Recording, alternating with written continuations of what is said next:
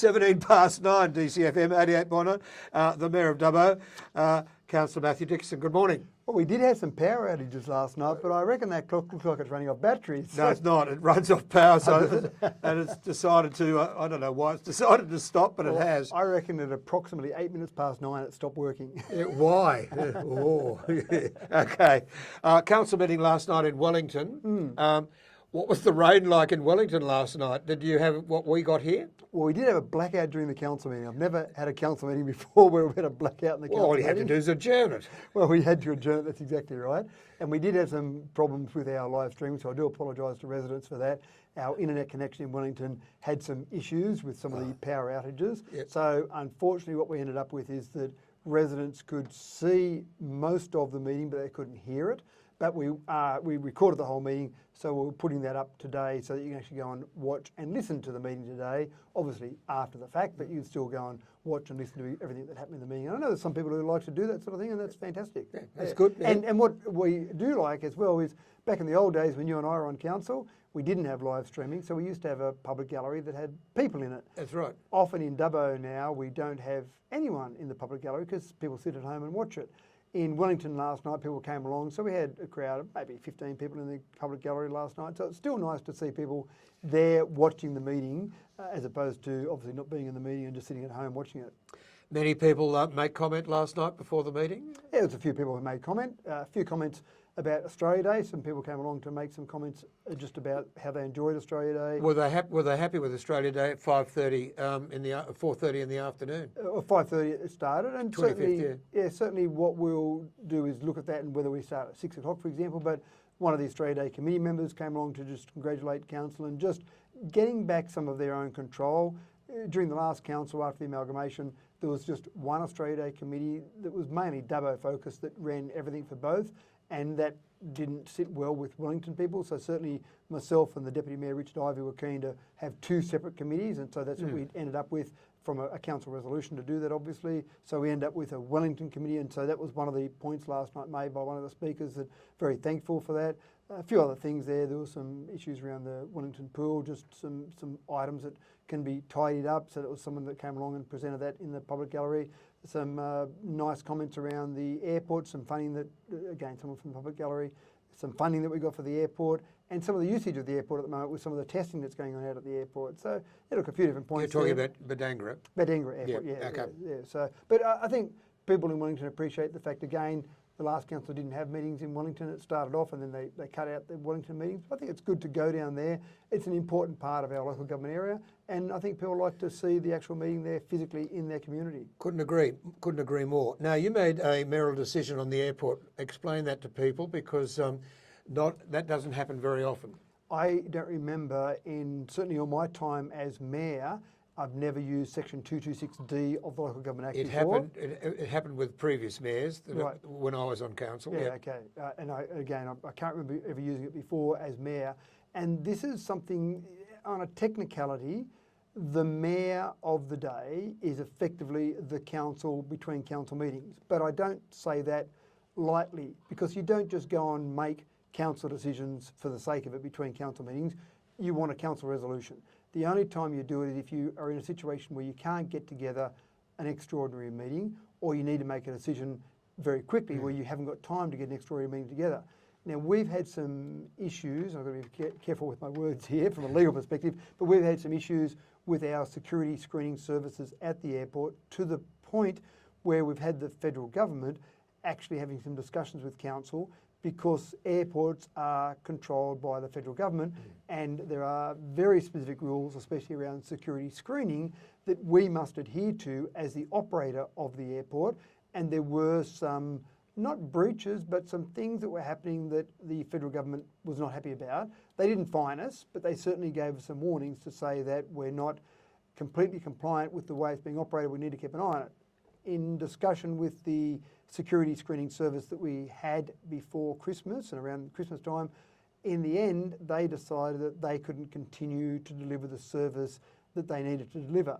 Now, if we don't have security screening at the airport, we don't have an airport. That's right, no one flies. Exactly right. So that's obviously a major issue, and so we had to make a decision about a new operator of security screening services. And I didn't just go and grab the yellow pages and say, let's just grab someone randomly. We'd had some discussions with some operators before that particular point in time because we thought this may happen. And I did actually have discussions, sent emails around to fellow councillors to say, I'm going to make this decision. Email is not a binding council resolution. It will still be on my shoulders, the decision, but I just wanted to inform councillors to let them know and get some feedback. And certainly they had some feedback there. They asked a few questions, which was great. Our councillors are very engaged in what happens in council. But in the end, I made the decision under that particular part of the Act to engage new security screening services and do that for a period of 18 months. And we'll go out to tender during that period to tender for those new services. We didn't have time to go to tender. We didn't have time. That was my next question. Yeah. All right. It was done in a very short period of time. From the flying public, hopefully they don't really notice any difference. They might come to the airport and go through security screening and say, oh, gee, Mary used to do this, now it's Jimmy doing this. I wonder what happened there. There's some same staff there. Sometimes they're the same. Sometimes there's some new staff there. The new operator offered some of the old staff positions to continue on. Some took it up, some didn't. Essentially, things will continue to operate as normal. But it was a big decision, and again, not something that I took lightly. And I actually got the staff to present me a report as if it was going through a council meeting. So all the same processes. But in the end, yes, I formally exercised that particular option. Fair enough. Roads. Roads, rates and rubbish, but roads. The Saxa Road is still out, and other roads are still out in our country areas. What's happening there? Why are they so slow in coming back? Well, actually good news on Saxa Road. We had a meeting at Comabella Hall last week, or it might have been the week before, and there's a temporary crossing or a light vehicle crossing on the old Saxa Causeway. And I went and had a look at that causeway. I hadn't seen it for a few months. And the concrete is breaking up on that causeway. There's actually a little bush that's growing up through the concrete on that causeway. So it's in very poor condition. And we've got concrete barriers there to restrict it to light traffic. So we're talking about less than 3 tonnes. You've got a vehicle or a 4-wheel drive, it can go across that. Obviously, we don't want trucks going across that. We aren't convinced that that roadway will hold up to trucks. In the meantime, farmers, being very resourceful, have put a little side crossing in using the old causeway that was there before the current causeway to let some of those larger trucks go through for local traffic only. We don't want logging trucks going through there. Unfortunately, that goes through a waterway, so New South Wales Fisheries don't let you just go and put things through waterways unless you've got a permit to do that. So we actually had to go out. We weren't aware of that causeway. When we had the meeting out there, we then became aware of it. We've got mandatory reporting requirements. So we had to feel like dobbers and tell New South Wales Fisheries that this existed, but also ask New South Wales Fisheries to allow permission for that to continue on in a temporary nature for 12 months maximum, while we then go about building a new bridge there to replace all of that there. New South Wales Fisheries came back to us and said, yes, you've got permission to leave that there. We didn't put it in, farmers put it in, but permission to leave that there. And so you've now got light traffic going across the causeway, heavy traffic going down the temporary causeway, and then we'll go through and design and build a bridge within a 12-month time frame, which will then go back to all vehicles being able to go along that way. Good. Well, that all takes time, unfortunately, but it's the best we can do. And the residents there, they obviously expressed their concerns, and we went through, but they were very good and very respectful in that, and I think it was a very good discussion that we had with the residents from there. 9:25, talking with the Mayor of Dubbo, Matthew Dickerson. Mr Mayor, park benches were raised last night. I believe Councillor Goff raised some issues about park benches. And a good idea here. So we do get random requests from time to time, and you'll remember that Bobby Thompson was on council at my first election, your second election. He was elected and he unfortunately passed away while he was on council. And we did put a bench in, a park bench in as a commemoration to one of our fellow councillors who passed away. We do get random requests from time to time from organisations, from individuals. People want to put park benches in or want council to do it, but we've got no policy. So every time those requests come in, it's an ad hoc process, and that's not a good way to run a council.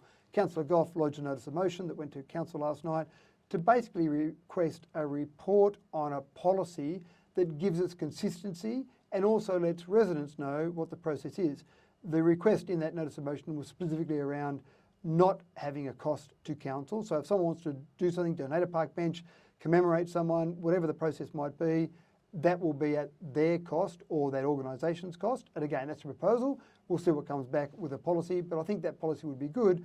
And then someone might want to honour their grandfather who passed away, or someone who's contributed to Dubbo, or the CWA 100th anniversary, whatever it might be. If we've got a policy in place, then it's quite easy to say, there's council policy, that's how you can go about doing it, and here's where we might locate that. Excellent idea. Yeah. Excellent idea. A long time ago, there was a motion, I think, on council, I could be corrected here, that said all the trees that died in our city were going to be replaced because of the drought and so on and so on. That hasn't happened, has it? I've got no idea about this one. So we replace trees on a regular basis. So, Well, yeah, where? I haven't seen any. well, I don't know of any examples where a tree has died or a tree has gotten to the end of its life. It's getting to the stage where it's very old and we know it's either dangerous, it might drop branches, or it is going to die soon, and we remove it. I don't know examples where we then don't replace it. In fact, sometimes, and I remember seeing a report that went through to the Public Spaces Tree Committee recently, where we had a number of trees along one particular street, and I can't remember the exact number, but say it was 10 along there, and we were replacing them with 12 trees. So we actually were replacing them with more trees than were there before. Sometimes you also get the tree roots do damage to our infrastructure, but we've got much better methods now in getting those tree roots directed down. But I'd love to know where you're talking about specifically. I shall write you a letter. Okay, thank you. I shall write you a letter because there are plenty missing around the place, and Dubbo's looking shabby because especially out to the airport. All right, we'll leave that one alone because we're running out of time. It's 9:28. Electricity contract for council. This is a serious one. It's a huge amount of money. What's council doing about it? So we've got two separate contracts that we run under. We've got what's called our small sites contract and our large sites contract. We actually put a new contract, went out to tender and put a new contract in place last year for our small sites. We saved $120,000 a year by going to 100% renewable energy for our small sites. So that's fantastic. Small sites are typically ones that use less than 100 megawatt hours per year. The large sites, as you can imagine, that's a larger contract. Typically, council spends in the vicinity of maybe $4 to $5 million a year on our large sites. The biggest users are water and sewerage. I was going to say, yeah. Yeah, so that tender expires, our current contract expires in the middle of this year. So we went out to tender, but it's a tricky electricity market at the moment.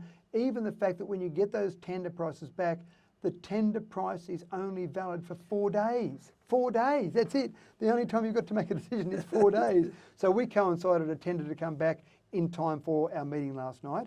And so we were talking about a tender of up to 10 years for a contract.